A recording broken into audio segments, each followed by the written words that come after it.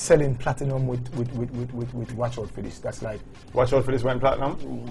Big platinum. This was like a shocker to major record labels in the world. Rich again, at this time, when nothing now sell, while Watch Out For This is online, as well as any other song, could be downloaded by anybody if they want to. Yeah. Sells platinum.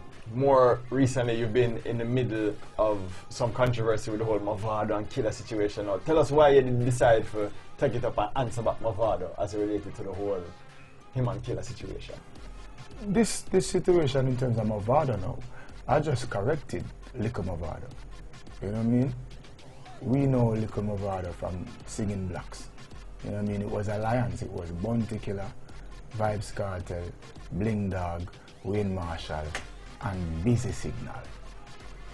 I remember. Then came Mavado after that. I remember me personally, remember you used to call him up on even some stage shows a lot of times when you did that. We have VHS. We don't even talk about DVD or thumb drive, which part everything I go now. Yeah. We have VHS, which part I introduce Mavado for all the different shows. Yeah. So did you feel personally betrayed when you see the whole thing go on with him and Killer?